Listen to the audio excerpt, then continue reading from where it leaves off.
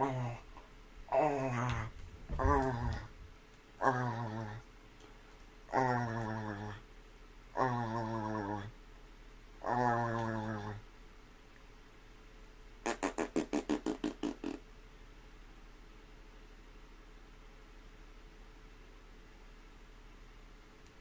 bro. You're always first. Is that an effort to always be first? No! I'm almost out of aloe vera. I'm almost out of aloe vera. I'm almost out of all my aloe vera. Oh, I'm moisturizing my face. Oh. Hello, bro. Hello, Solar. Hello, Mr. Peach. Hello, F-16 Fighter Jet. Hello, FT. Hello, Sunset. How's everybody tonight? Oh, dude, I'm moisturizing my face. So, dude, I took a cold shower. I haven't taken a cold shower in a minute. I used to take them because they're really good for your hair and skin. But I took another one for the first time in a while. And, dude, they are so refreshing. When you get used to the cold, when you're able, like, it takes a while, but when you get used to the cold, it becomes so refreshing. It feels like you're drinking water on your skin. It feels so refreshing.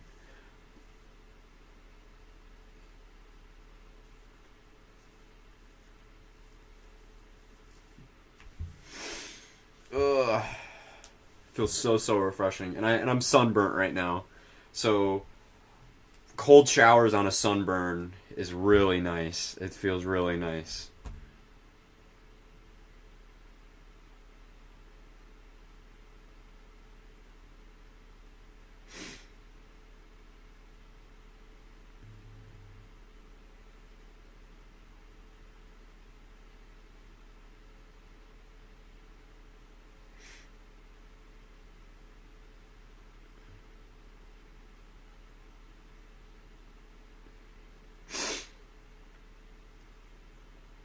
Scaly, I don't know why you said that. I don't have scaly skin. I don't have scaly skin. I was so confused when you said that. You were like, your hands are dry. You can't even see my hands in the picture. Or like the time June sent a picture and you said, you're ashy. You couldn't even see your skin. I saw what you do. I do not. I could see light hitting the creases in my finger, but not.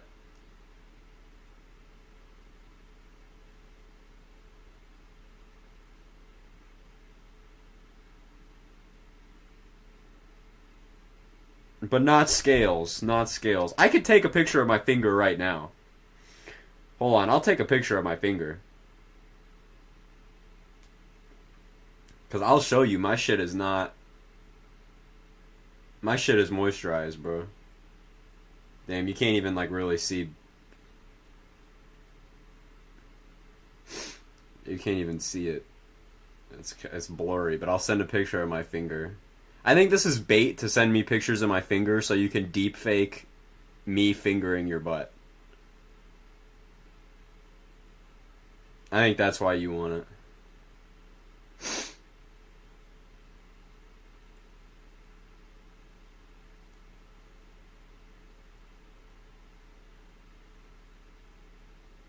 Hello, Gaby.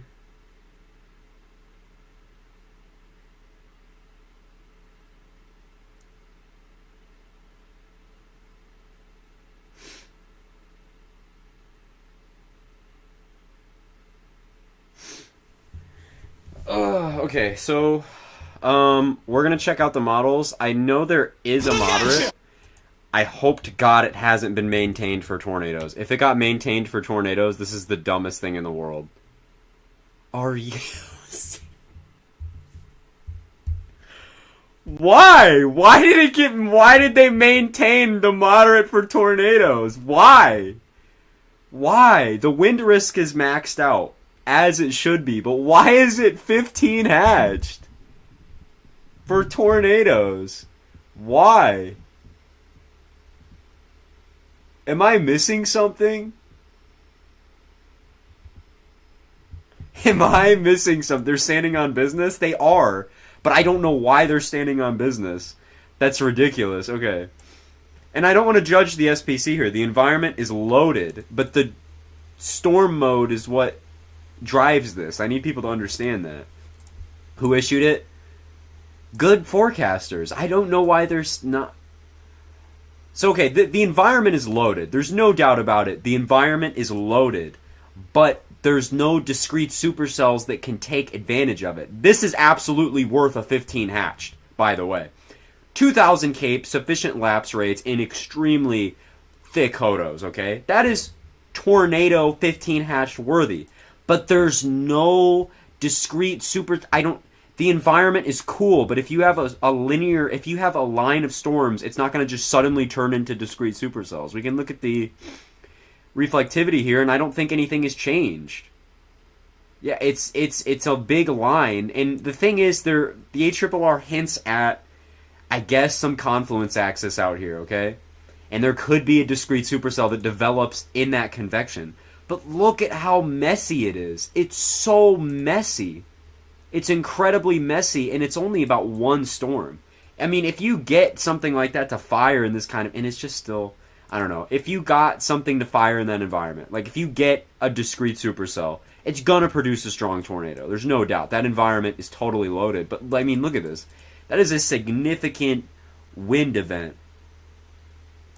But there's no supercells other than this single, very messy, very... I mean, yeah, and the environment it's in is not good.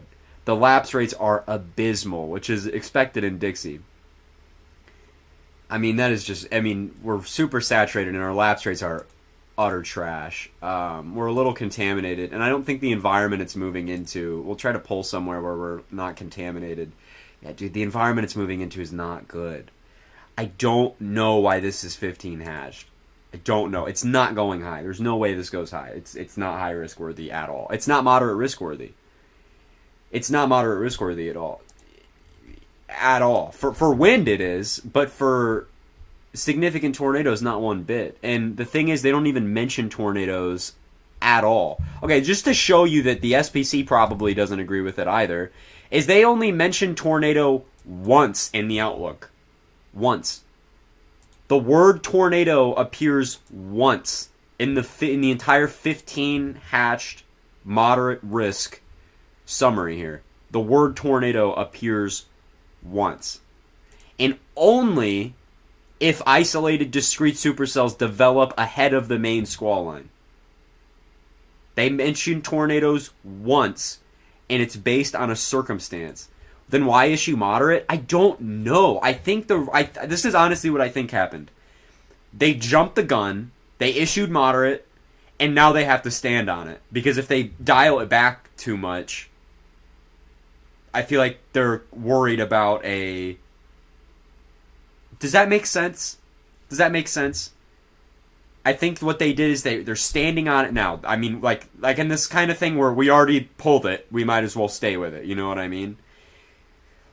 The models do not support a 15 hatched tornado risk. A 10 hatched works perfectly because, again, yes, we could have a supercell develop out in front on this little confluence axis out here in eastern Louisiana. But it's messy. You're not going to... It's going to look like what happened today. Today there was even better chances at discrete supercells. And I want to show you guys what has evolved just because it was a little too messy. I mean, right now, there is a significant tornado event, technically, right now.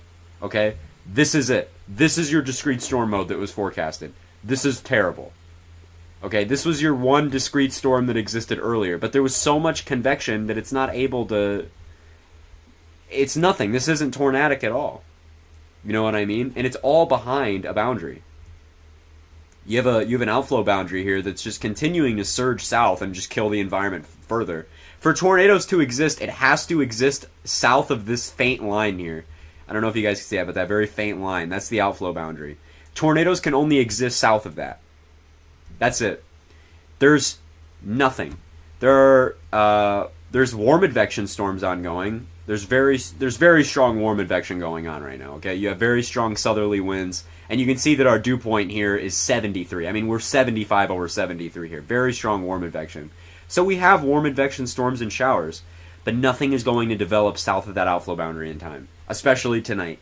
And tomorrow I don't think is any different, because look at how messy it is. You have to understand that supercells are incredibly sensitive. Even in Dixie, they're sensitive. You're not going to have a discrete supercell pop off with tornadoes when it is being lasered with non-stop warm advection convection, like literally railing it in the ass non-stop. I mean, seriously, it's not going to get a chance to chill out. And the HRRR says that eventually it will, but what kind of environment is it in? Not a very surface-based tornado environment, a very poor environment. You can have supercells, but that's only half the equation. They have to be tornadic. I mean, I have personally seen dozens of supercells in person that have never produced tornadoes. In good tornadic environments, a shitty supercell output in a mess by the HRRR in a shit environment is not going to be a long-track tornado producer. It's just not happening. I don't understand why there's a 15 hatch. I'm going to be honest, I'm not even sure that I would fully agree with a 10 hatch at this rate. I think you could have a ton of QLCS tornadoes. I think that's possible, but at this point, we're not even trending to a really organized, significant bow echo until probably a lot later.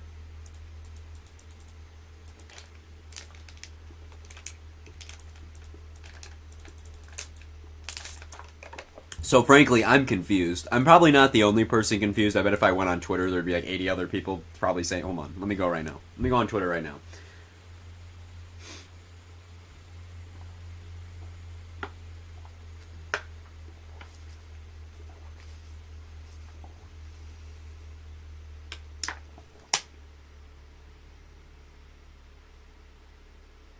Yeah, I'm not the only person. I don't know. I'm not crazy. I mean, this is not a 15 hatched environment. Would just a regular 10 work? Yes, I honestly believe that would work a lot. I don't think so. I think you should have the 10 hatch because we do have incredibly strong low-level wind shear out here. I mean, just we can take a sounding, and it's very strong. It's supportive of QLCS tornadoes, and strong ones at that. But a 15 hatch moderate risk is traditionally used for higher end discrete supercell tornado setups. You know what I mean?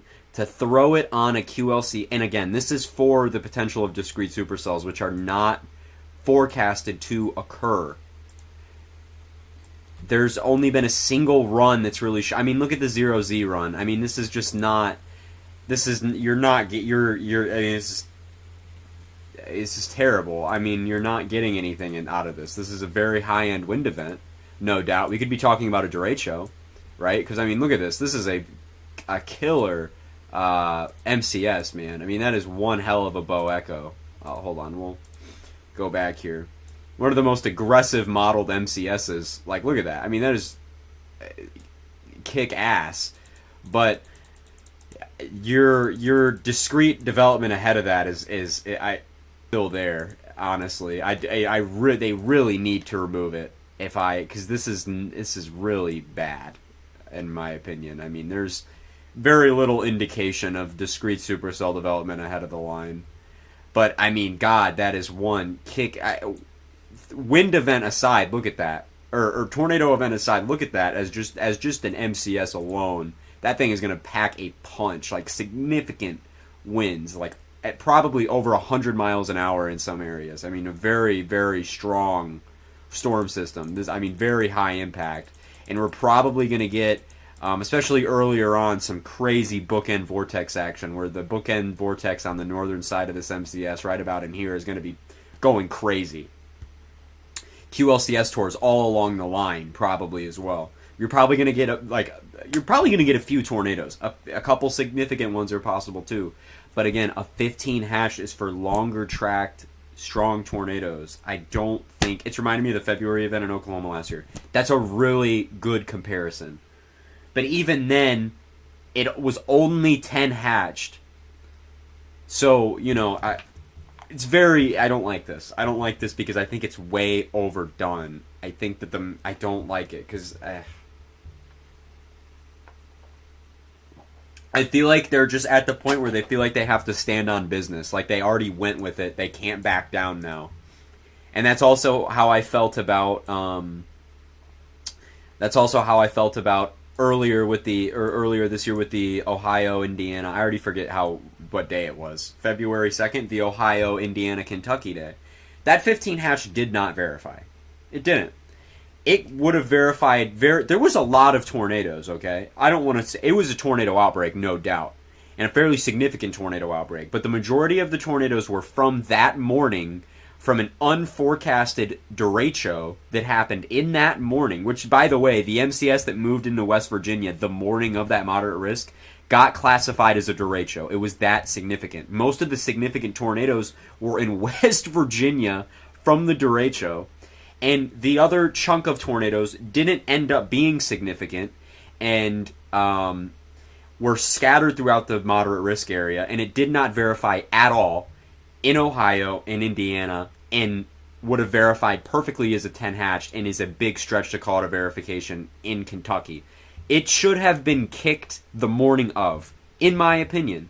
In my opinion. I said that on the way there driving, chasing. I was like, man, it looks like ass. I'm not going to lie, they should probably kick the 15 hatched. I think a really big 10 hatch would be really good. But this is even more confusing. This is the most confused I've ever been of an outlook ever. Maybe... And I could eat my words tomorrow. I'm not a meteorologist, right? But I'm also not going to sell myself short because I know how these events work too, and we all look at the same data. The SPC is coming to a very interesting conclusion on this that I'm not sure that anybody else is getting. And who cares? You know what I mean? That's the SPC. But I do not think this deserves a moderate risk driven by tornadoes with wind. It should be completely wind-driven. It should stay moderate. Absolutely. A 45 hatched wind, it should stay, no doubt. It should not be a 15 hatched tornado risk for strong tornadoes with discrete supercells when there's none forecasted. That's the thing, is we're hinging on very conditional factors that probably won't exist. There is prefrontal storm development that will happen tomorrow. Okay, that's without a doubt. In eastern Louisiana, okay? Near that New Orleans area. We're going to get we're going to get prefrontal convection out here while the MCS will be back here. But the thing is, it's so goddamn messy. We have to understand that it's just going to also congeal into a line or a cluster of storms.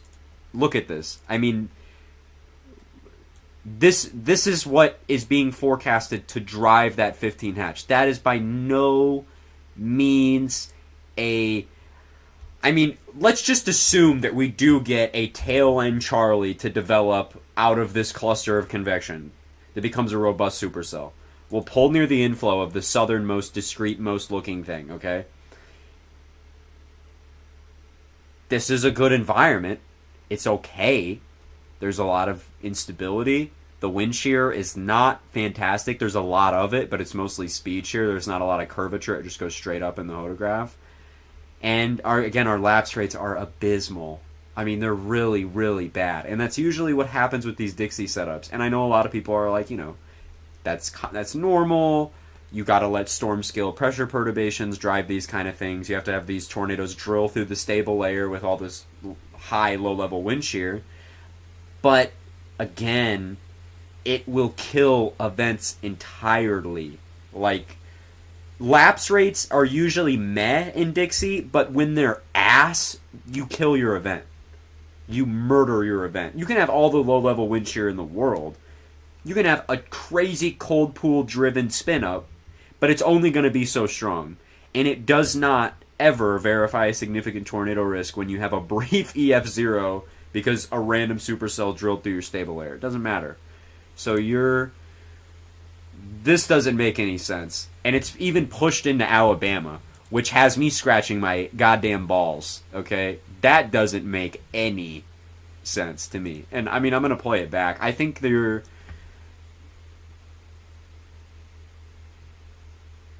I have no clue. I have no clue. Again, there's this one modeled discrete supercell by the HRRR, okay? But again, that doesn't mean much when the environment it's in can barely sustain a tornado. You know what I mean? I don't understand it. I really don't understand it at all. And I saw people that were going on about how the NATO cast printed a high risk. I don't care what the NATO cast does. Because it's NATO cast. It puts out 60 hatch TORs for tropical storms. I don't care what the NATO cast does. And the NATO cast jumped way backwards today and put out a very small 10 hatched. So if you're going to use the NATO cast to back your assumptions up, it just flew all the way backwards and set itself straight. Now the NATO cast doesn't even agree. If you're going to hold on to that. Doesn't make any sense. I'm confused. I'm utterly confused. I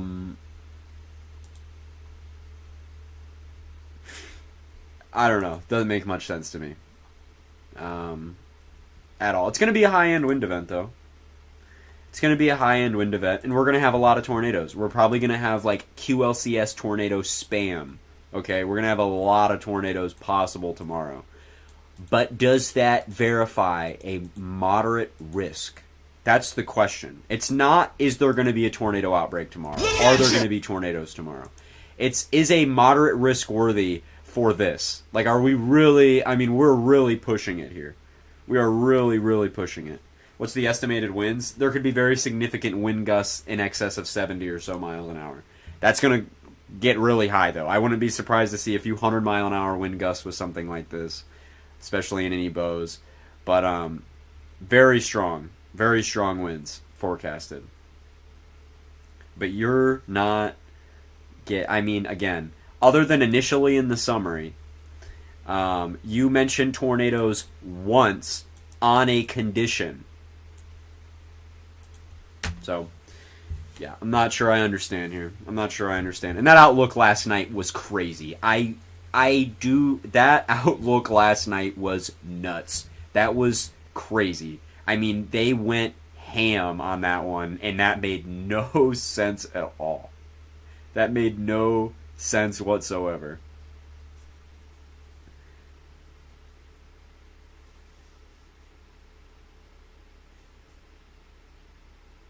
So we'll see how tomorrow plays out. It's going to be really early in the morning, though. We're going to have storms ongoing at 9, 10 a.m. That's when the event takes place. But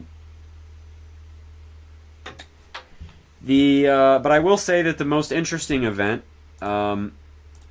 Now we were talking about this a couple nights ago, and I texted a couple people about this, that I think the latter half of April is going to start getting really active, and the SPC now agrees. We have a day 7 out. It's very broad. There's not a lot of wording on it because all we know right now is that there's going to be severe. You can't, do much else. But we do have a day 7 slight risk across the plains. And again, like I've said all this year, okay, we're in an El Nino transitioning to a strong La Nina. Your Dixie events are out. Like, we're not going to have a ton of Dixie events. Like I said, we're going to have a lot of these plains events. And so far, that has held up incredibly well, because what is all we've gotten this year, guys? It's all been plains and Midwest events this year. There's been a couple Dixie events, but they've been really low end.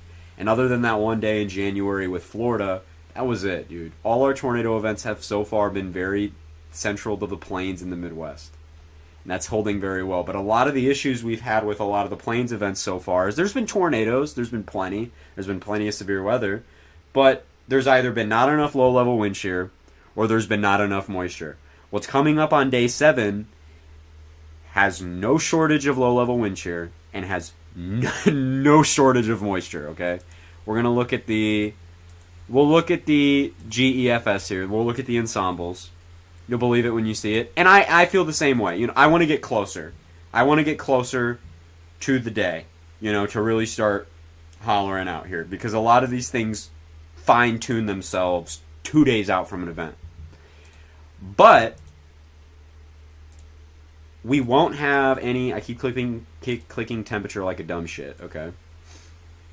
we will have no shortage of moisture coming up, okay? The ensembles, look at this ensemble. This is this is pretty, keep your expectations, absolutely. This is the ensemble, okay? This is not any specific model. This is just the general agreement. We are not going to have any issues with moisture. Moisture is out of the equation. We're going to have 60s, mid-60s, probably up into Missouri, probably push all the way up into Iowa, probably southern, whatever. There is no issue with moisture. Moisture is not going to be an issue. Likely instability is not going to be an issue, and low-level wind shear is not going to be the issue. We're probably going to have to see how this works out on the other days, but right now, I see a gigantic dry line event in the most classic location ever. Coincident with another just, we've been talking about this a lot this year. We've had a lot of these classic plains trough ejections that are super negatively tilted and eject up into Oklahoma and Kansas, but there's been no moisture. Guys, look at this. I mean, again, that's classic, and it runs right up into very, very strong moisture, and it sets up a very nice dry line. So again, we'll see what this does, because we have to fine-tune it. We can't sit here 7 days out and be like, tornado outbreak! But this is pretty significant that far out. We could look at the GFS and see what the GFS wants, but again, we're looking at a purely simulated environment. It's probably not going to look like this on day one, you know what I mean? But I think the GFS has some sort of hold on it. Yeah, I mean, that is a stout dry line that sets itself up. I mean, very high moisture. I mean, damn, dude. Across most of the United States. I'd imagine you could pull anywhere in this warm sector and you'd probably get a torr sounding or something. I don't know, it's not resolving the I pulled in the middle fucking light. Hold on. We'll go to Monday here and we'll pull from Oklahoma, central Oklahoma. And yeah, I mean, it's loaded. It's ready. Super steep moist layer, very strong EML, tons of instability. It's a classic profile. It's a classic thermodynamic profile. Don't take the kinematics, don't take the hodograph verbatim when you're looking at a GFS event 7 days out. I mean, you saw the trough ejection. We're not going to have an issue. But again, I mean, that's classic. You have a classic EML right there. You can see the temperature, how steep those lapse rates are. The temperature change with height is super ridiculous, and then it bulges out here. See the little,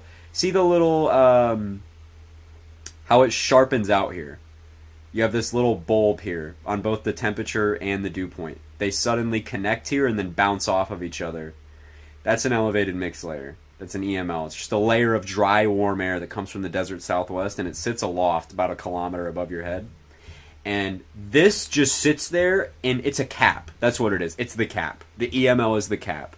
And it sits there all day in the Oklahoma events, the plains events. It sits there all day. It keeps the warm sector completely clear, and it lets the sun just heat the surface all day, and it just builds up ginormous CAPE values until enough moisture builds where we can lift and cool the cap, and then boom, we go crazy. So depending on how we trend, this has the ceiling right now and we're far out, but from how it looks synoptically, this could be one of the more robust, most high-end event we've had thus far in the year. But we're 7 days away. There's a lot to resolve. But when you're sitting here pulling soundings and you see a stout EML with fat instability and a huge warm sector along a big dry line that stretches multiple states, you know, and I mean, even up in Illinois, we have plenty of deep layer shear for organized convection like supercells, stout EMLs, very strong instability. So either way, tornadoes aside, there is a significant widespread severe weather event that is on tap next week. What are the tornadoes? Is that in the equation? Tornadoes are so small scale things, you know, that require so much. We're going to need a little more time. But it looks good. It looks good enough that I'm sitting here wondering if I should go to Oklahoma next week. I take the 11-hour trek 11, 10 hours out, you know what I mean? we can look at the euro and see how the euro resolves everything. And again, the euro is not much to... Damn, look at how sharp that is. Look at that. What the hell? Look at how sharp that is, dude. That's classic. That's classic, man. That looks fantastic. It's just... We'll see, man. We'll see. But we will have plenty. This is Monday. We'll see Monday. This is early. Or this is late in the day. Hold on, I'll go... Or no, this is Sunday night. This is Sunday night. So this is Sunday night. Again, moisture's not going to be a problem. We have a day... So the day 7 is for Monday. This will be the initial day. There's probably going to be a new day 7 either tonight or a day 6 tomorrow night that covers probably the same shape but just to the east. And I expect Tuesday next week to be the more robust, significant, widespread severe weather event. This would sort of be the day before the day kind of thing. So will still be significant. So this is Monday. And this is Sunday. By Sunday night, we will have widespread upper 60s, probably low 70s across Oklahoma already.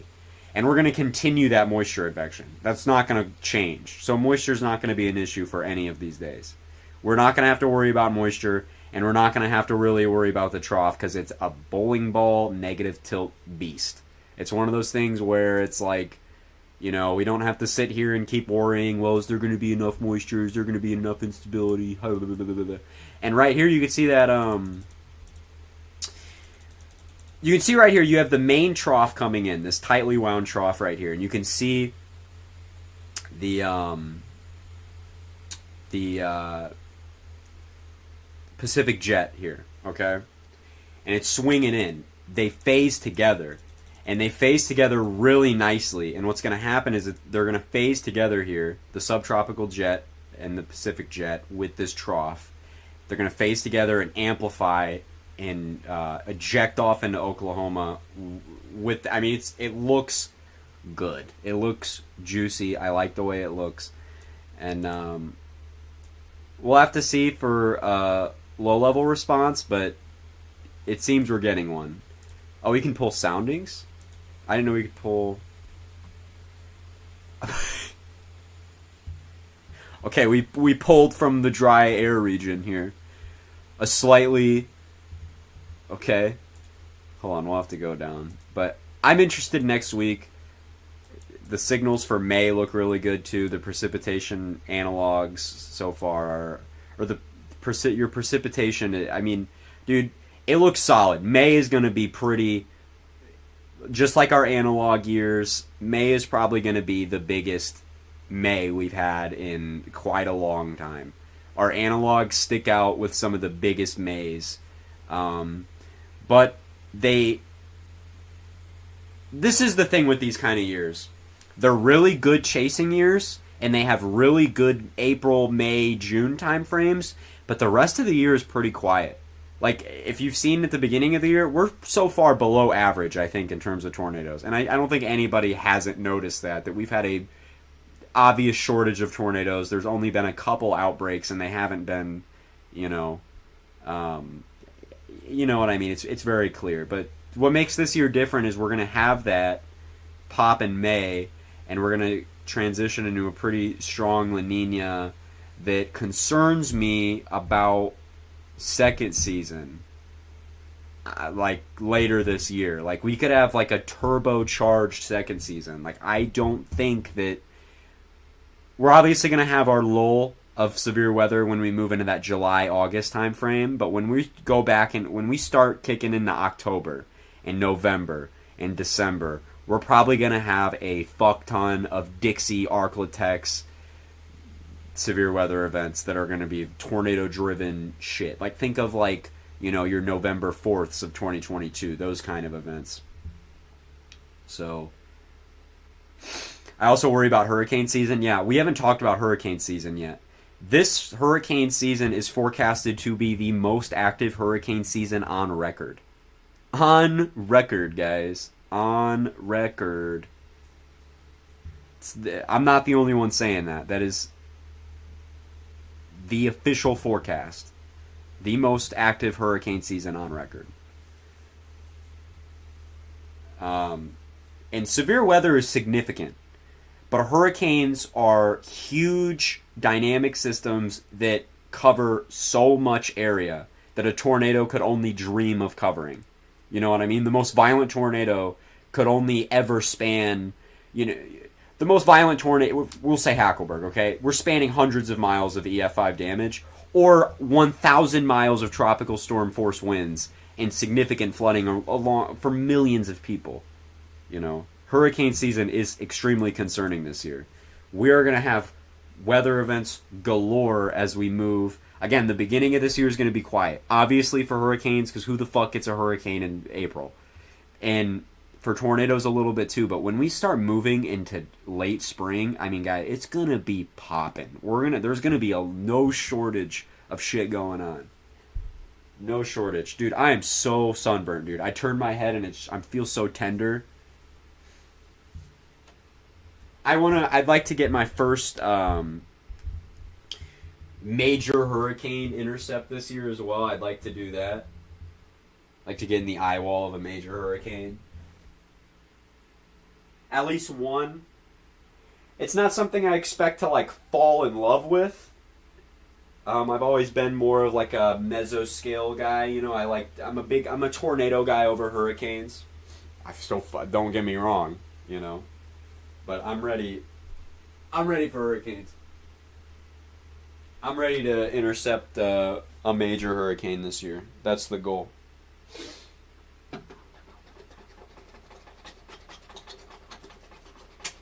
That is absolutely the goal this year.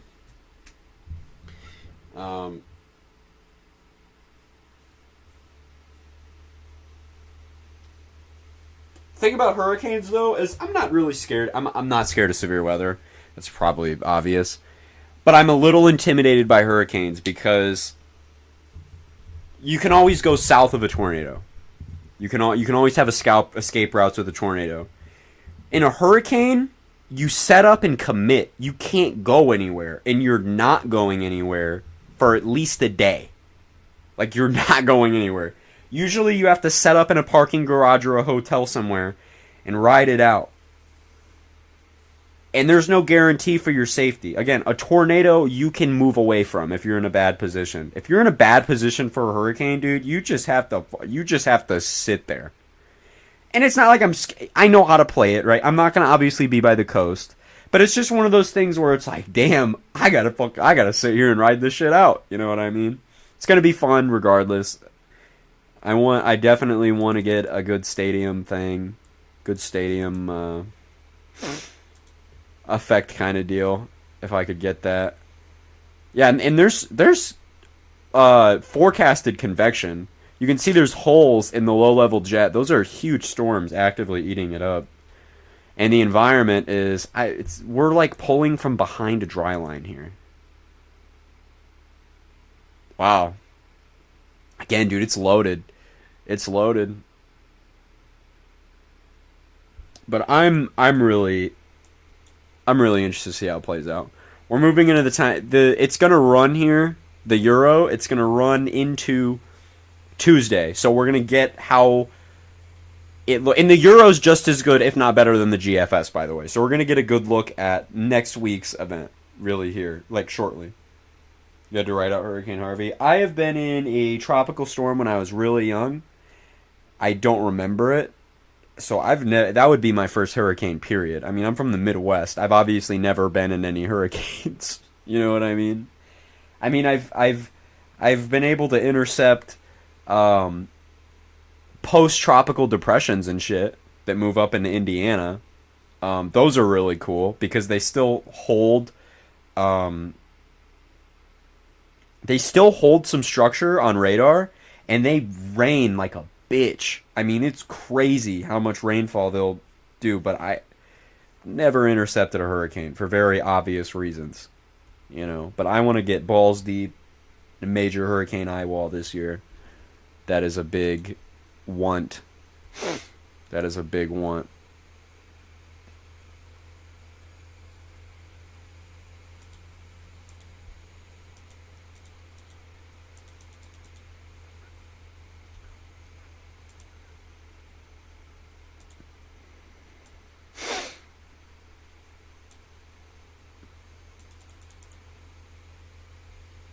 Look at that, bro. Look at that dry line. What in the hell?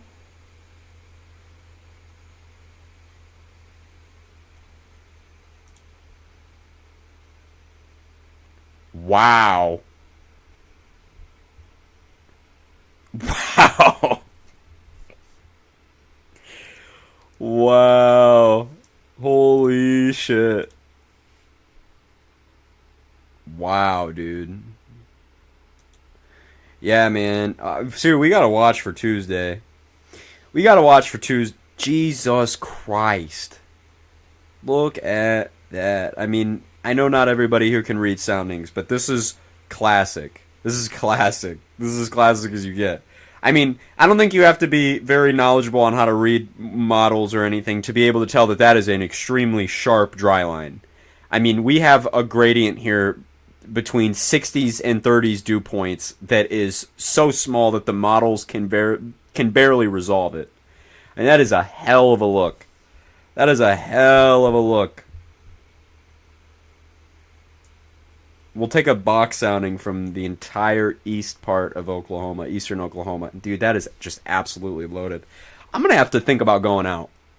I'm gonna think about going out. Seriously, I've made an effort this year to that I'm gonna go to the plains this year, and I have a chasecation set out for May, but I would like to go beforehand.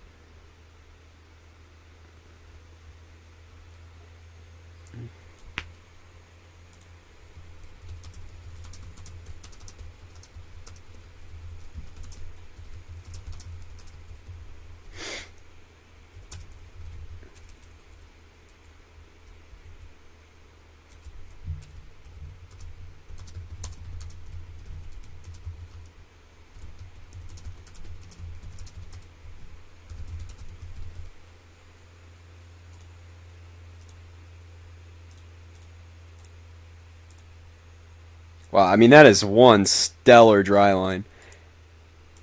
I mean, that is a classic 0Z initiation of discrete. Wow.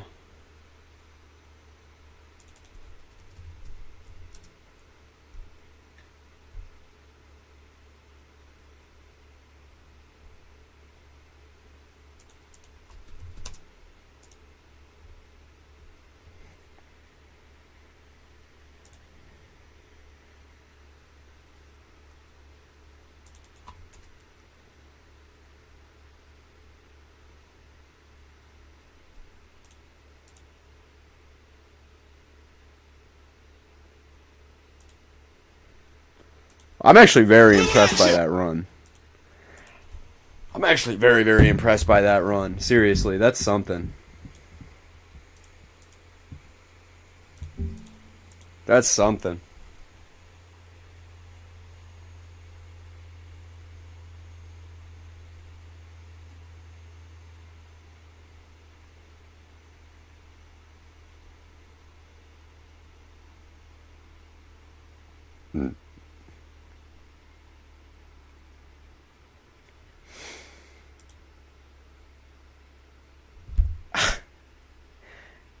Dude, this is like porn. This is like porn to me.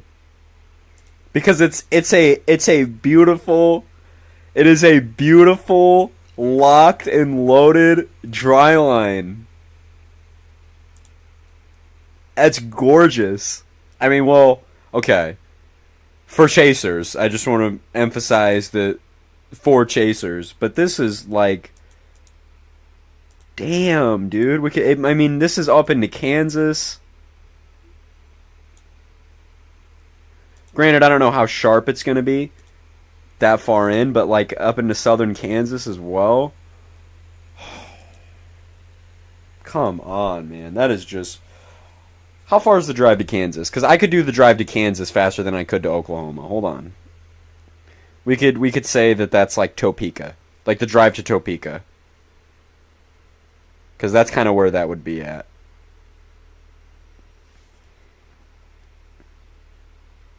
Or no, Topeka's really north. We could say Wichita. We'll drive to Wichita. Let's just hypothetically say. It's an 11-hour drive to Topeka. How about OKC? It's 12 hours to OKC. So it'd be an hour short, an hour and 30 minutes shorter if I went to Wichita. I could stay the night in Wichita. Go east in the day. Sit by the dry line. Go back to Wichita. Sleep. And then go... I see what you mean about the cock. I see what you... Good lord. Yeah, this have to be watched, man. This is killer, man. That gives me the butt tingles, dude. That's crazy. Damn, man. What a drive. I mean, the Kansas-Oklahoma border here looks absolutely locked and loaded. I mean, this is as good as you get. This is as good as you get. This is as good as you get. God damn. Hold on, dude. This is as good as you get.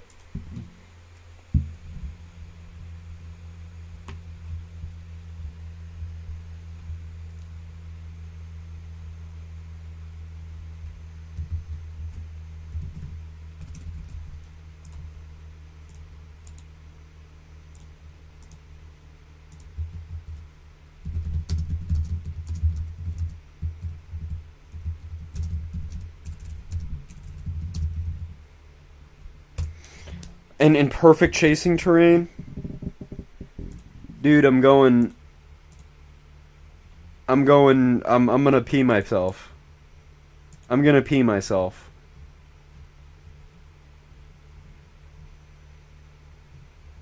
We're so back. We're so back. I'm gonna pee myself, dude.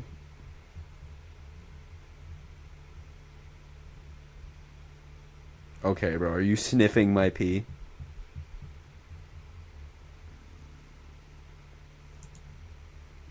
This is one of those things that you start urinating for, though. Like, I'm urinating right now. You're all over my bed. This is one of those days where, like, if you just chase, you're gonna get a tornado. Like, it's such an easy... And then we have, like, residual severe... Oh, my God. A huge open area. I'm gonna just pull from my house. Don't be like Reed, K. And again, there'll probably be supercells at home. Very strong, deep layers here. Solid instability. No tornado risk with that, though. Very low end. But damn, is there a tornado risk in Illinois? So I don't know, dude. We have some interesting decisions to make. We got some interesting stuff going on. I might chase in Oklahoma next week if that keeps up. Listen, if that keeps up and looks slam dunky, that is going to be one hell of a trek.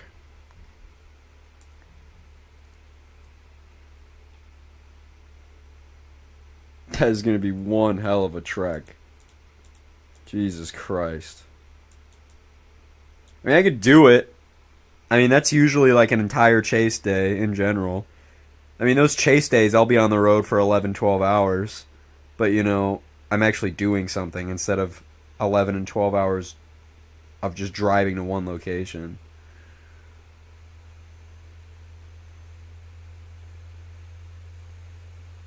Decisions, man. Decisions. But yeah, based on this Euro, and I probably draw 15 just with, you know, margin for error that would be shot out so large. I mean, it would start probably here, expand out. I mean, I don't know, dude. This has me, I'm going to be honest, dude. My pants are sticky.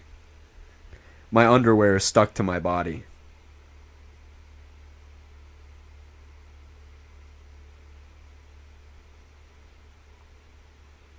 It's stuck to my body, dude. Like, I filled them. I filled the pants. But there's a huge tornado risk as well. A bimodal 5% in Ohio, Kentucky, West Virginia, Pennsylvania, and then clipping South Carolina.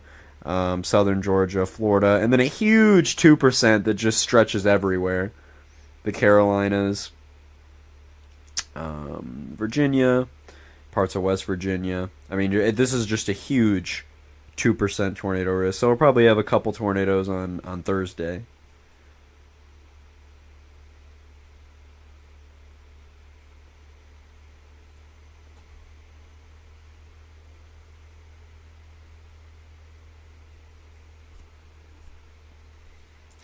Peach, I'm gonna blow my load, dude. Mr. Peach, I'm almost done. I'm almost done. I'm almost finished, Mr. Peach. Bye-bye, Mr. Wolf.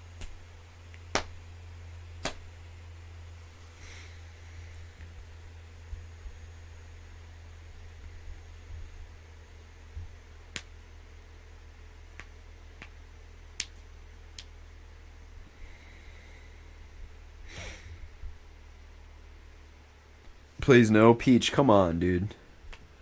I mean, when you walk around with a peach like that, I mean, what do you want us to do?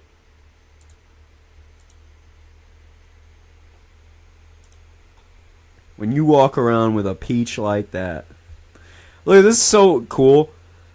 Look at the outflow boundary, just non-stop initiating storms. You can see, it's kind of hard to see if you don't look at radar much, but there's that thin line that is just moving south. It's moving down, that little outflow boundary. And storms just keep firing off the outflow boundary into the line. They just keep getting, it almost looks like they're getting sucked in. But it's just the outflow boundary non-stop initiating. Oh, we're in starting scoot? Okay, hold on. I didn't realize we were on that. Look at you! But yeah, you can see the outflow boundary drifting south here. Just kind of moving. I can follow it with my cursor. You can see it drifting south. And it just keeps initiating storms. And they just keep flying off into the MCS. And even here, I mean, it's just non-stop. It just keeps pumping out storms. I mean, it's obvious why this is a huge flood threat. Look at this. I mean, we had a giant area of flash flood watches, or flash flood warnings that is probably stretching 200 miles or so. I mean, these are rain makers, dude. Not to mention the warm advection stuff we got going out here. And there's a lot of low-level wind shear. These updrafts are spinning. You could make an argument that these are weak supercells, just because, I mean, they're stretched out. They're beanie. We could pull a VWP from KLCH, actually. We'll do that. And we'll see what how our wind shear looks already. And I mean, yeah, we already have very strong low-level curvature. I mean, these things are... We already have a good environment out here, but we just have nothing for discrete supercells, so... How are we looking out here in Texas, west of Houston? God, it's just so messy.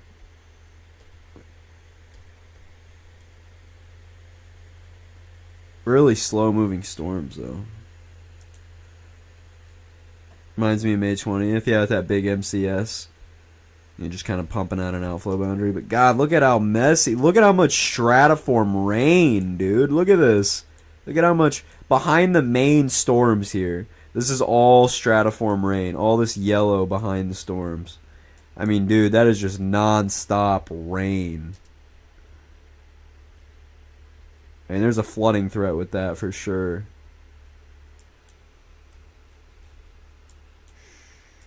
Oh, God, this is... I don't know. This does not look like a 15 hatch tornado day at all. This looks like straight asshole in a basket, dude. I feel bad for all the chasers who drove, like, overnight for this shit. I mean, damn, dude. It's straight booty. But you can see how that outflow boundary pushes out really nicely from those storms. I mean, it's like serious, like, radar porn there. Try to back it up as far as possible. But you can see that outflow boundary stretched out there, and it just keeps pushing out.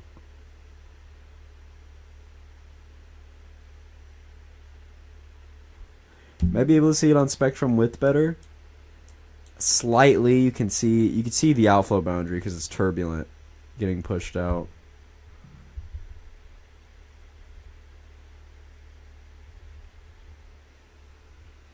I bet Trey is enjoying this. If he could see it, he probably would. I don't think he's awake.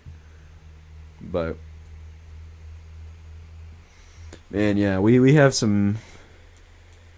This is just not a. And we'll have some transient supercells. You can see this guy was almost kind of hooked to the boundary and was kind of dragging itself along it. That's why it kind of had a long, elongated shape, and it has a little bit of convergence to it, but it just not going to do anything. It's too far north of that boundary. And just being north of that boundary, your environment is drastically different.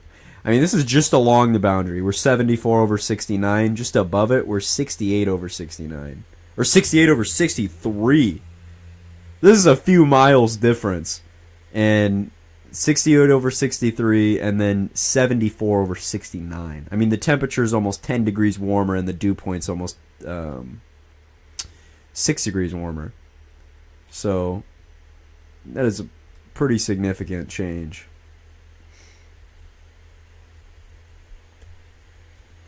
Look at this supercell over here. It's since then completely dissipated, but there was actually a robust, had some really had at least a strong mid-level mesocyclone on it too. Back over here, look at it. It was spinning off over here, and then it just moved into like a stable environment, and it just completely disappeared, like nothing.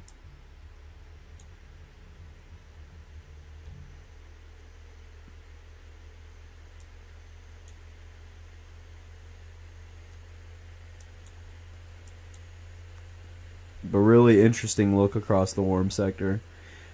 Once this big MCS develops a rear inflow jet, it's gonna fly. Like, it's moving pretty slow here, but once we have winds that are pushing from the backside, I mean, this thing is gonna fly. It's gonna take on a bow shape, like, I mean, a straight up bow, and just beam across. This thing is probably gonna have a killer shelf cloud on it, but nothing that I bro. Nothing that I drive that long for. I just got Thanos' butt in my DMs.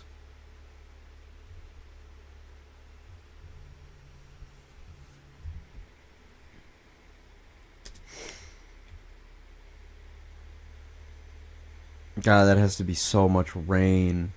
I mean, just training on top of you. Like, areas here in Rose Pine have been experiencing non-stop rainfall for almost an hour. Non-stop, very heavy rainfall for almost an hour, and that's not going to change for like 3, 4, 5 hours. So the flash flooding here is pretty substantial. I mean, I wouldn't be surprised to see a flash flooding emergency, or yeah, dude, already we have PDS flash flooding. I mean, I'm not at all surprised by that. I mean, that is obviously significant. I'll change my kind of hard to tell.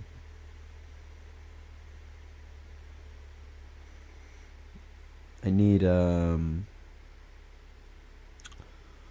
where's the warnings at? Yeah, there we are. Warning settings. We'll change here. Flash flood emergency.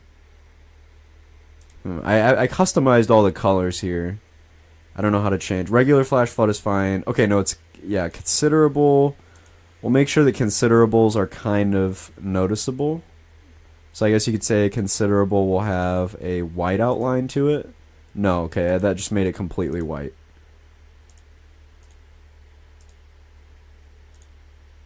We need the border to be white.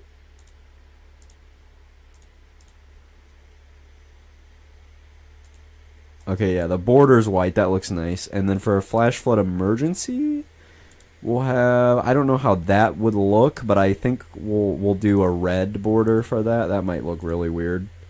Yeah, that looks really weird. Purple on green. That might maybe.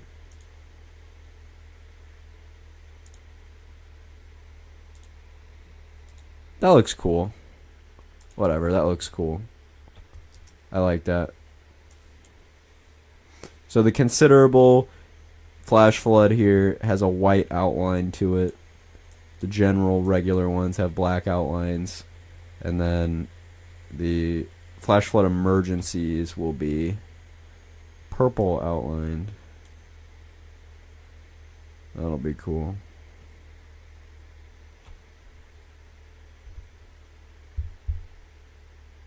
You just send Avengers butts? Brother.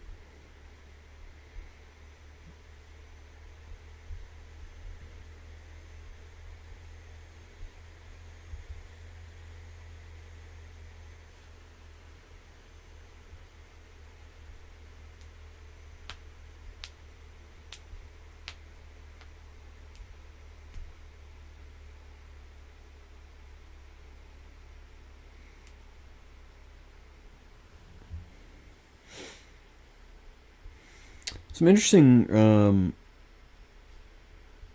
the northern side of the QLCS tomorrow will likely be tornadic, but the southern half won't. Some interesting to note. Really interesting to note. Because your shear vectors are really important to getting QLCS tornadoes, and what will happen tomorrow is we'll probably have, like, okay, the more northern end of that QLCS, I guess you could say up here, will be tornadic, while the southern half probably not. But I mean, man, is it just going nuts with I mean, and again, it tries to get these supercells going, but it's just, they're so poor. But damn, do you have a killer line? I mean, we are gonna get tornadoes tomorrow. It's gonna be cool to see. I don't know if I'll even be awake for that shit though. I'll probably sleep through all that, dude. I mean, that's literally happening in 6 hours. Well, 7, because this is CDT, but like, I don't think I'll wake up for a QLCS spam time, but there's probably going to be a couple tornadoes. I'll wake up on Twitter and see what I missed. How's life been? It's been good so far. It's been fun recently. It's been pretty good as of now.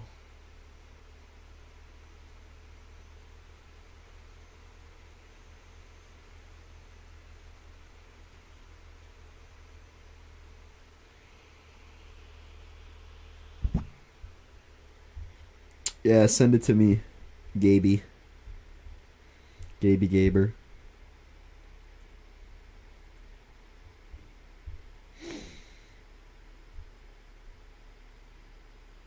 Good shit.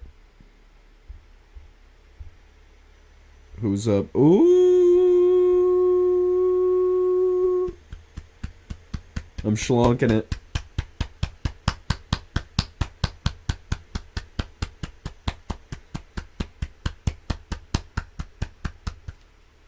I'm schlonking it to that. Striptease? Bro, what's wrong with you, bro? What's wrong with you, bro? Real talk. Striptease? Come on, bro.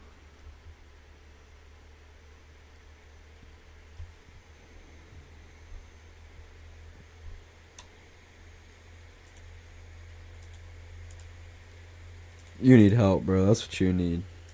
You need some goddamn assistance. You need to go into assisted living.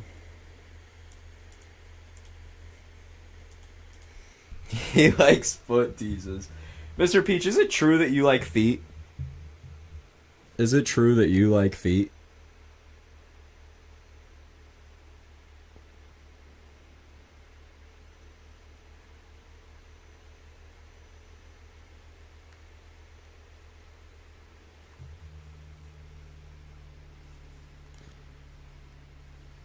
Look at DMs. I see all the Avengers butts.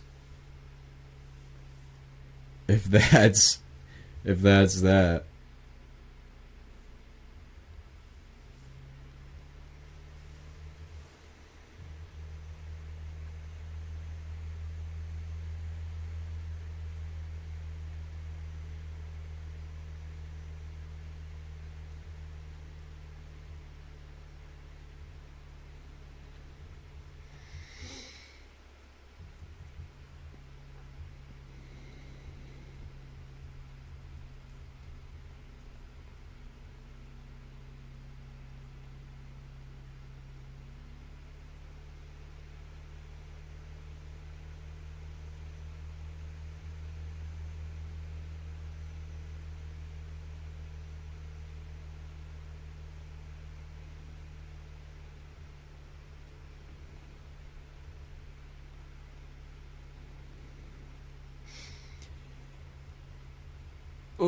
I'm gooning, I'm gooning, I'm gooning. I'm gooning, I'm gooning, I'm gooning. Oh, it's coming out. Oh, it's coming out. It's coming out. Oh, no. Oh, no.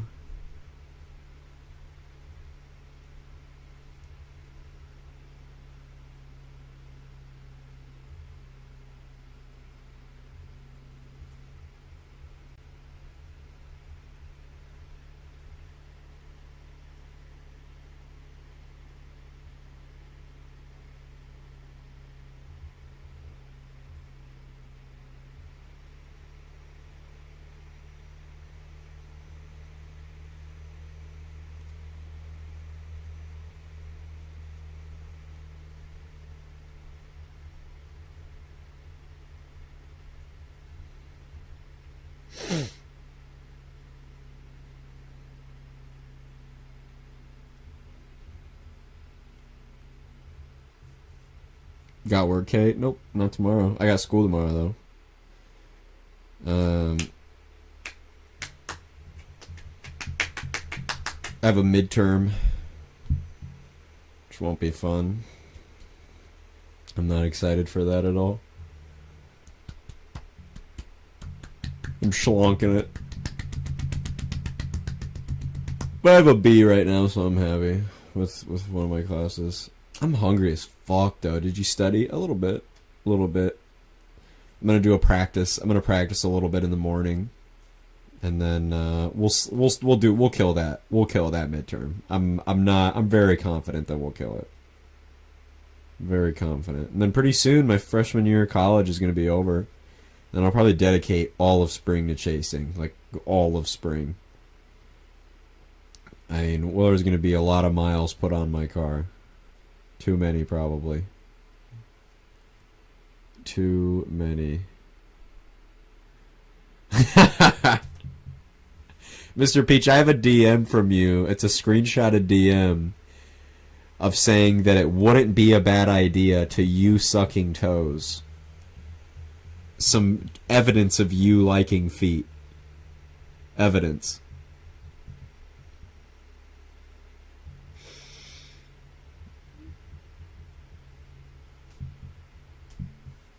Yep, he likes it's bullshit. You're watching the BBC documentary on Yellowstone, right?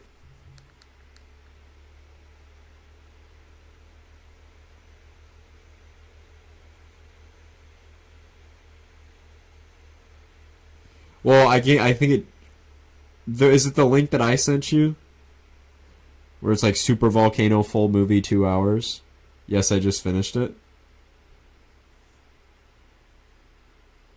Yes, dude, it's some good shit, isn't it? Dude, it's fun. It's a fun one. I got wrapped up into it pretty hard, man. It's a good one. It's a good one.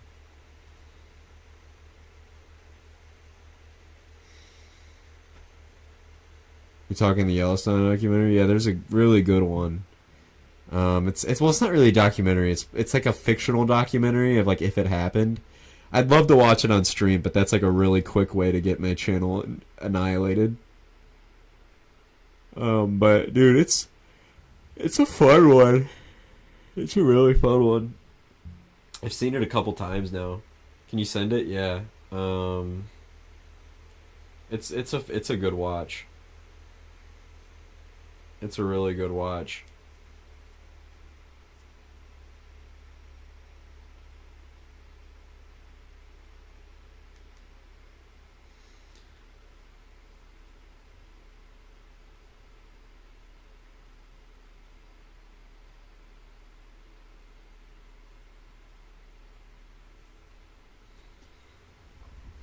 Oh my god, I'm so tender. I'm so tender.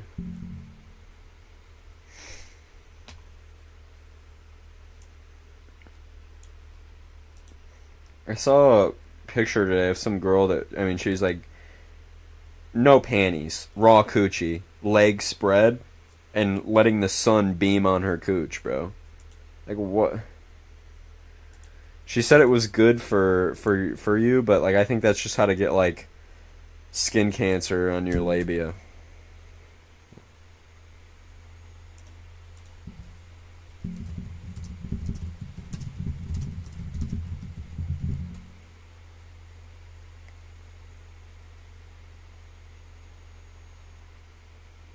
I saw that and I muted it. Why?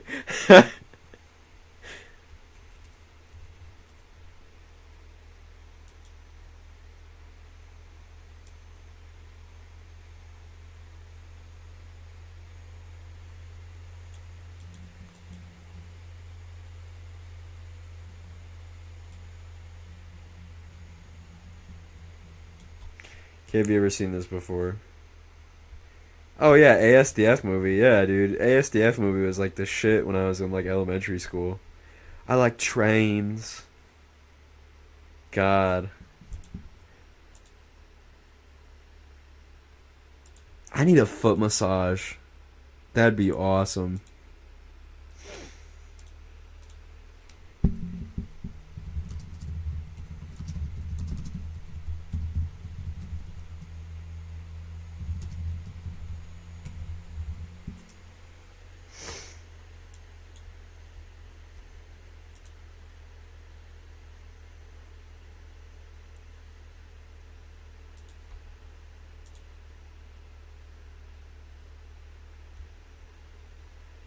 I'm a stegosaurus.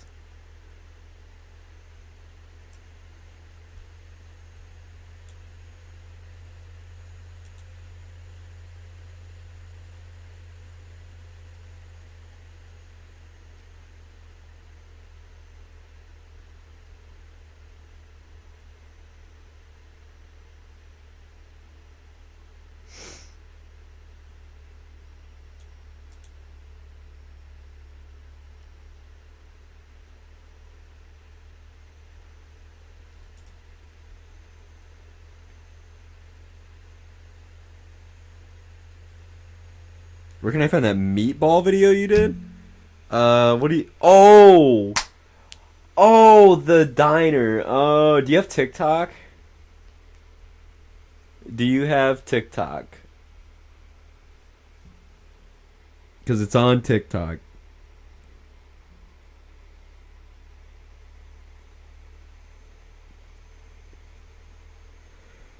Either way, you can still open it and watch it with the TikTok web browser. Let me.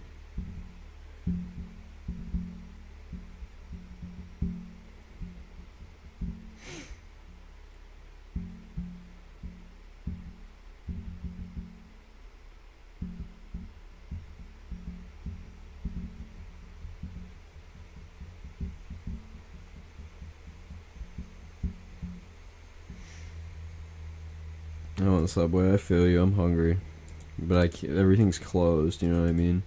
I might go to Subway in the morning. I had a panini for lunch, and that was really good. I fell asleep on my floor for like 2 hours. I do that like so often. It's so fucking comfortable. But I am hungry.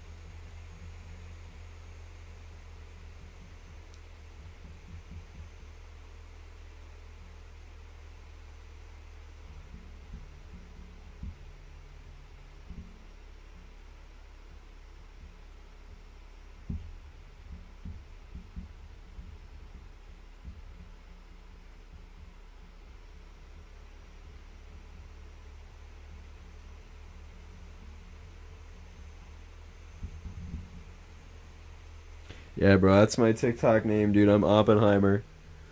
I'm Oppenheimer on TikTok, dude. That's me, bro.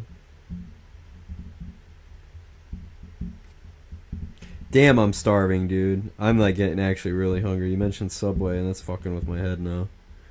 I gotta look at DoorDash just to see. I'm just curious. Subway is open on DoorDash with an $8 fucking delivery fee. Oh my god. That is outrageous. It'd be like $40 for a sandwich. Jesus Christ, $8, dude. Get out of here.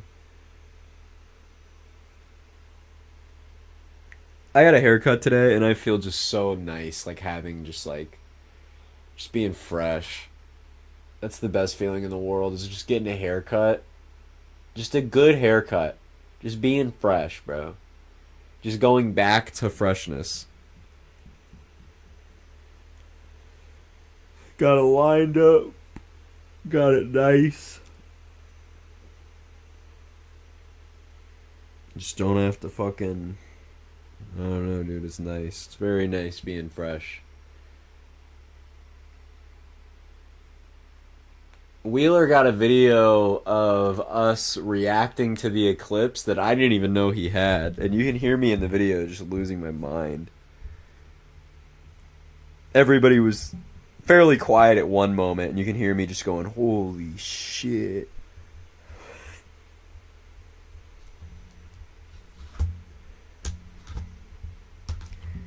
And Adam's pictures of the eclipse were just ridiculous. I mean, he got like some incredible shots. Granted, he had a legit camera with him.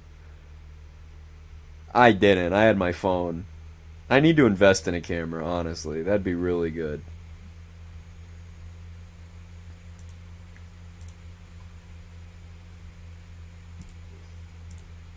But we were all tweaking, dude. That was crazy. Hold on. Look at you! We were all like tweaking.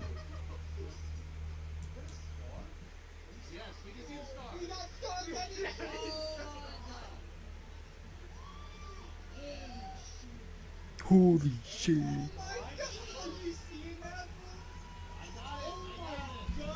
You can hear like the screaming and the wooing from people like all over the... Like there's so many fucking people like...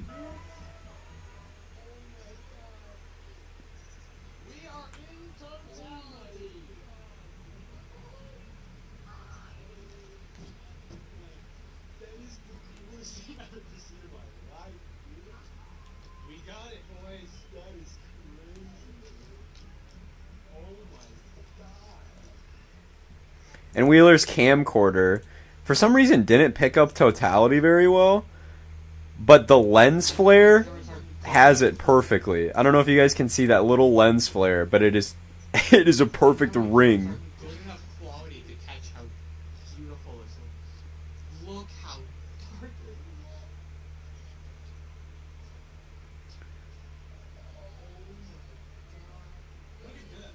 And then his video ends, and then this is where one of my videos starts. Adam goes, look at this, and then it's this.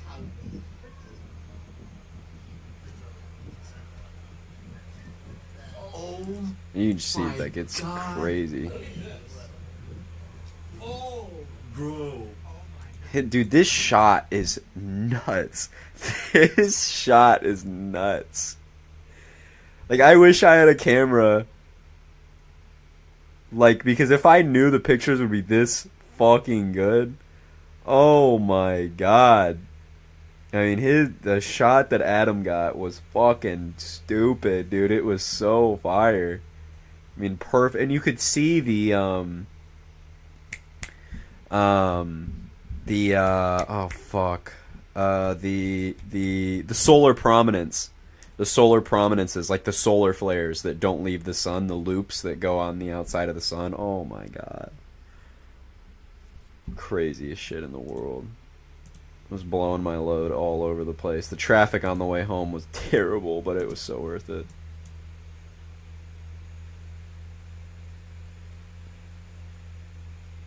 I would love to leave the country to go see the eclipse, but I don't know how feasible that is realistically.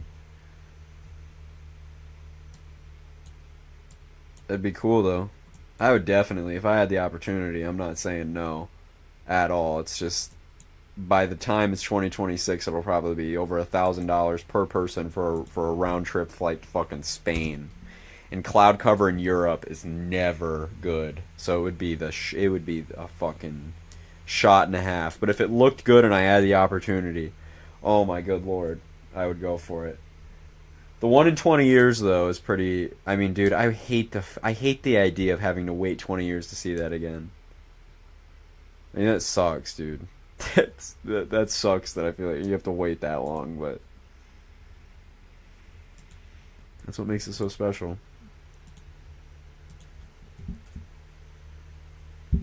Just followed you on TikTok. Thank you.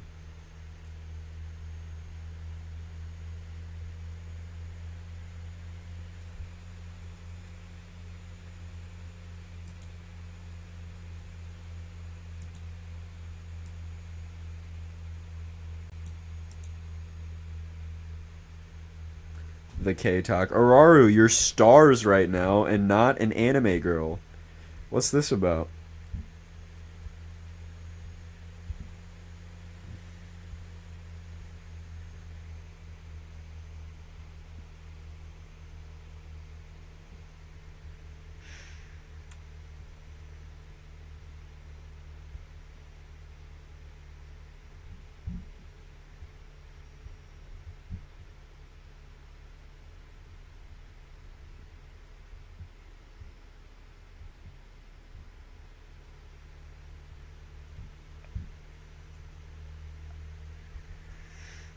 Araru, do you think you're gonna do fart content on YouTube? Some good old fart content?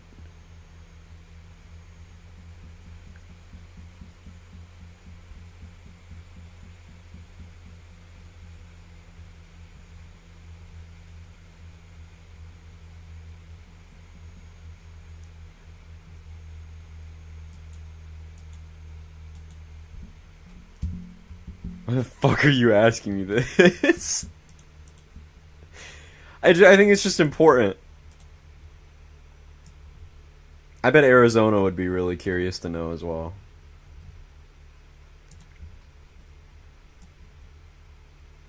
That was funny as fuck.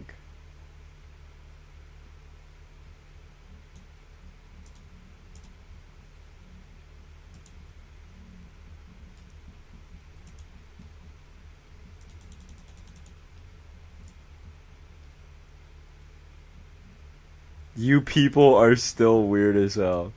Come on, you know we're fun though. You know we're fun. I'm glad you stick around though.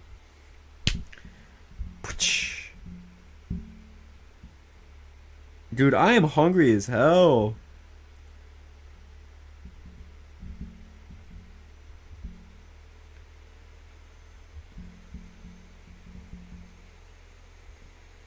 Bro, I'm gonna go. I'm gonna be right back. I need to go find some food. I'll be right back.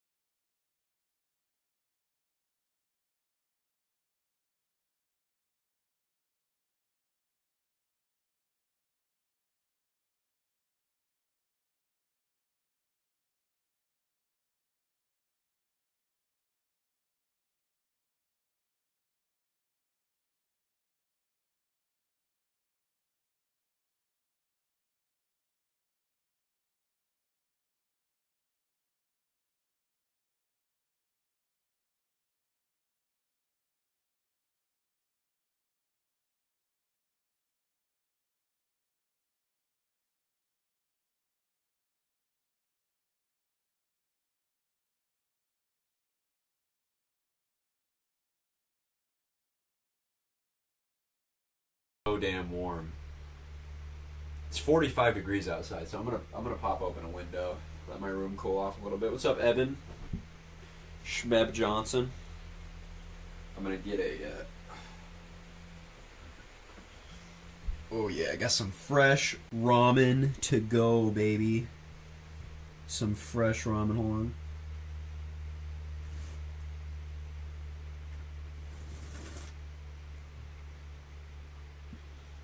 Want them to cancel school. I'd be surprised if they didn't.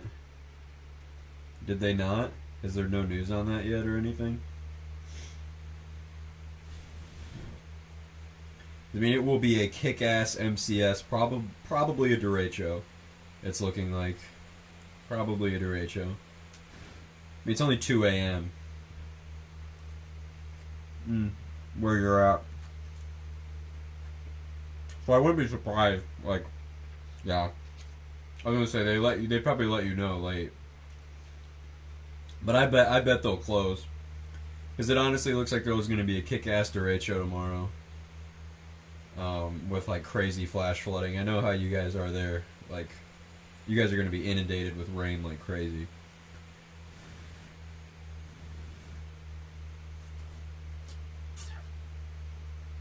Man,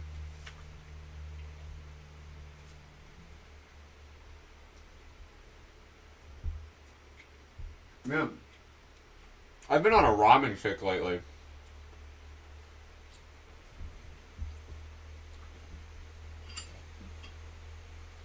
I've been on an absolute ramen kick. I don't drink a lot of, I don't eat a lot of ramen, but pop open a window here. So I don't fucking freeze. Yeah, the window has been open for months now, and okay. Good fucking news, I guess. I'll let the warm air get out of my room. Ramen is the shit. Man, I haven't had ramen in a very long time. Until just a couple nights ago, I was really hungry. And I was like, fuck it, I'm gonna just make some ramen. And I have eaten ramen like 3 or 4 times, or 3 times since then. And, I mean, it's the shit, man. It's so easy.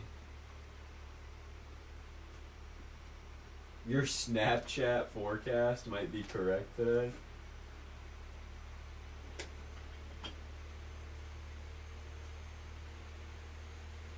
We'll let some cool air rush into my room.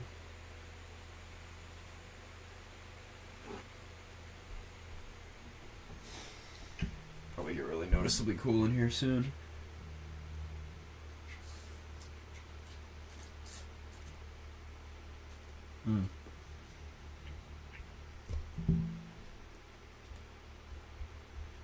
Eben, I'll show you something real quick.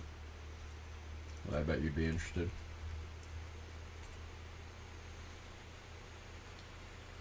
Am I supposed to hear a jet engine? You shouldn't hear a jet engine.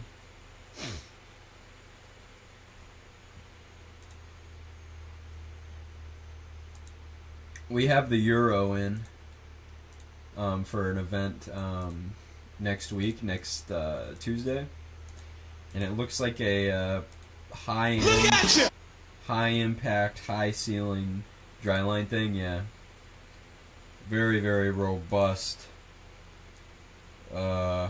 cracked out, classic Oklahoma, Kansas dryline. I mean, damn.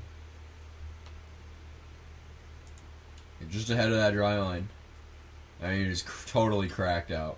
I mean, extremely strong, stream-wise and curved, low-level shear. I mean, and a ton of instability. Like a true high cape, high shear setup. I mean, a really, just an outstanding environment. Truly out. There's nothing you can find in this sounding that's bad. And look at our precipitable water content. It's so low. We have so much dry air. These would be extremely, and again, that venting away. I mean, this would be these extremely photogenic, huge wedges that would be traversing the land. And again, just look at how sharp this dry line is. This sets up. I mean, that is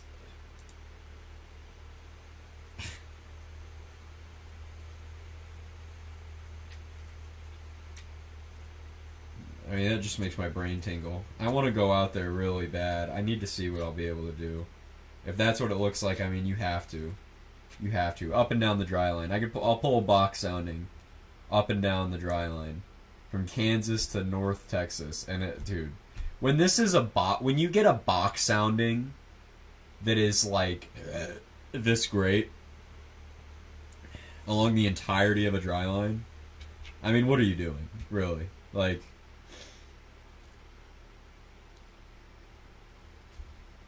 I can't wait to see it, Gaby. How close are you to finishing? That sounds really sus.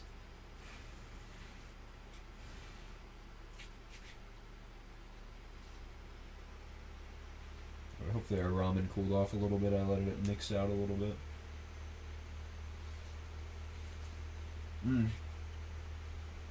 Oh yeah.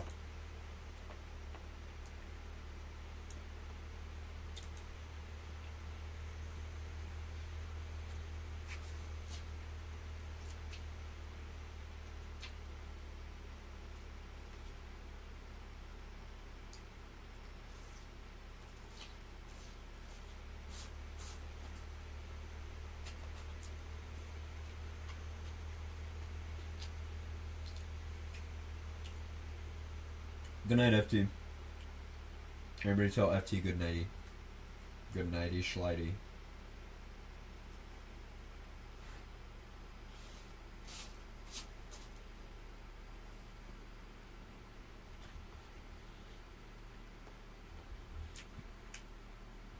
Unfortunately, we can't watch videos anymore, Flackjack.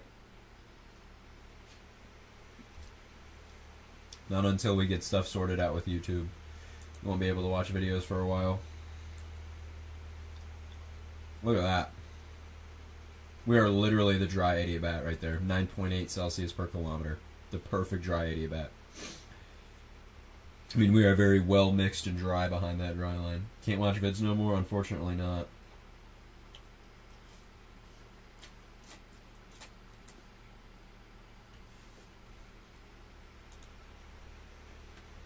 Like on stream, that is.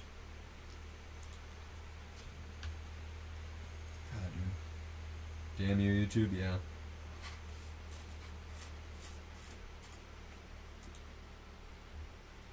Let's really go.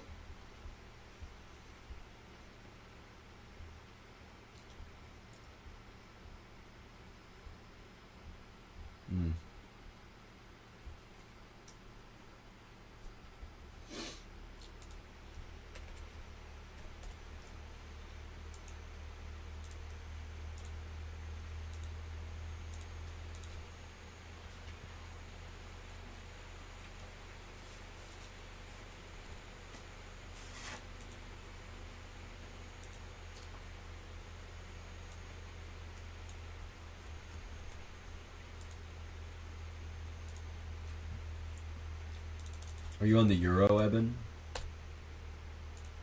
Look at you! Point. A lapse rate of 0.2 Celsius a kilometer.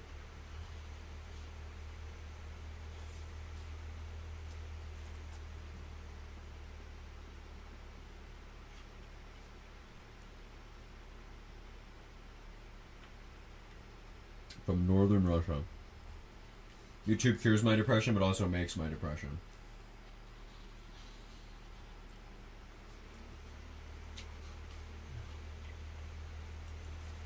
You know what sucks? We're not going to be able to watch Alaska Guy ever again, unfortunately.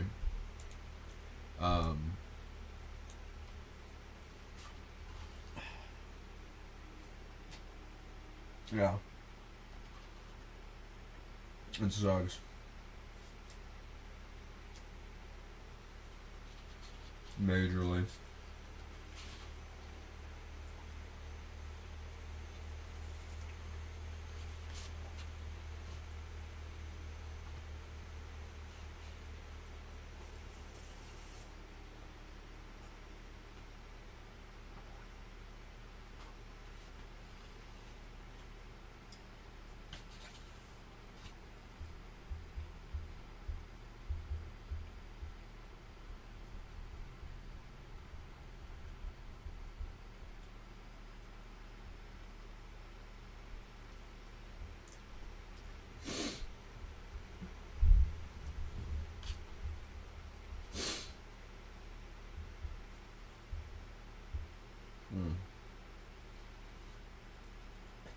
I'm suing him for all the amazing food he's made, yeah.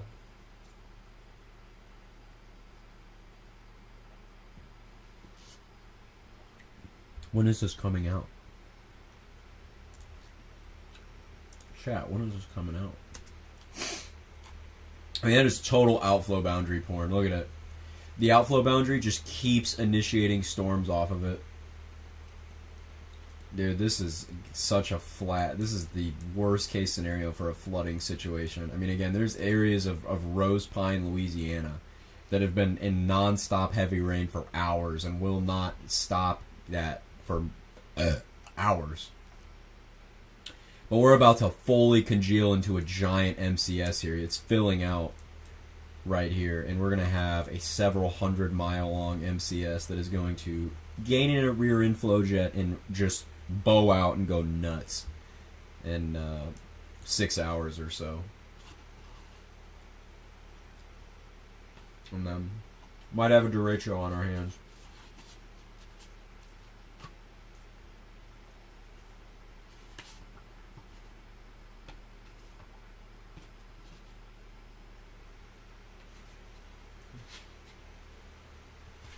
Still a 15 hatch tornado risk for whatever fucking reason. I don't really know why. Probably the most confused I've ever been with an SPC outlook ever, but the northern part of this QLCS is going to be very tornadic, I'd expect. Probably from here to here, it's just going to go crazy. Not so much on the southern extent because your shear vectors aren't very great, but quite a tornadic QLCS on the northern side of it.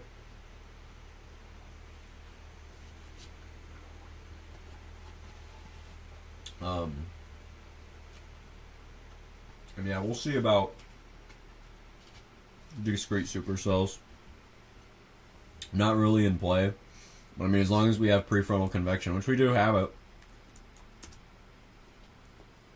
we have all this convection that's associated with warm air advection. Continued very strong low level moist advection is causing all these showers. And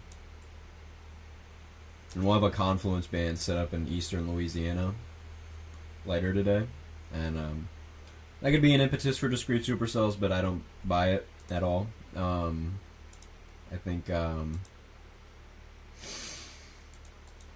it's too messy. Far too messy to get anything done. Far, far too messy. I'll put on SimRef, and it is just... You can see we get that line going pretty crazy, but ahead of it, I mean, that is just so...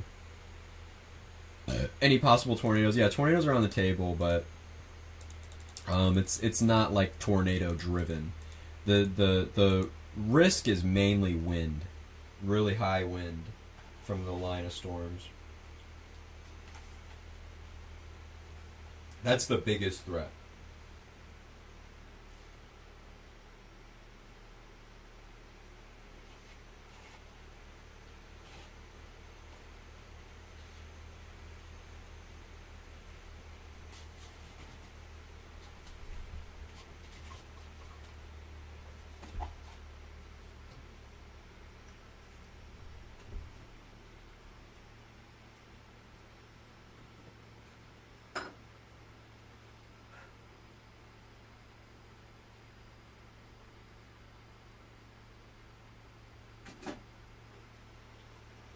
Ugh.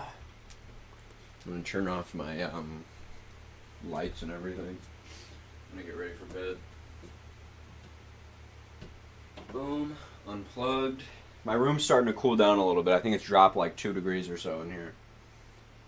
It's dropped like 10 on the side where the window's open, but the window's not open enough. I'm gonna have to like crank that bitch.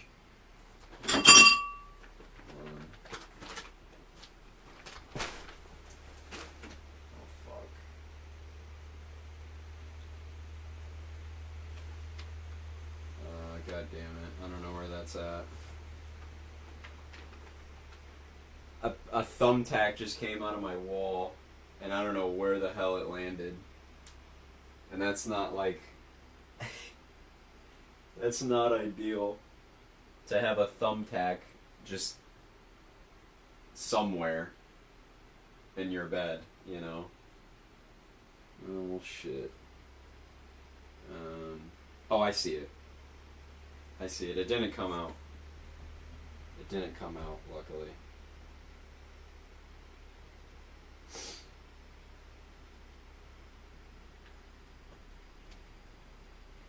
Oh, I gotta stand up my bed to do this, though.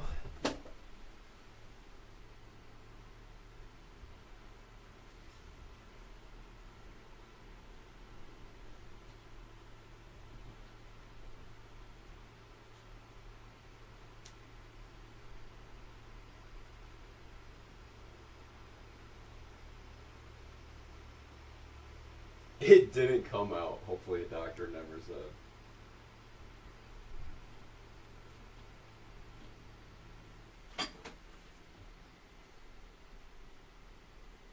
Okay, I hope the weight of it isn't...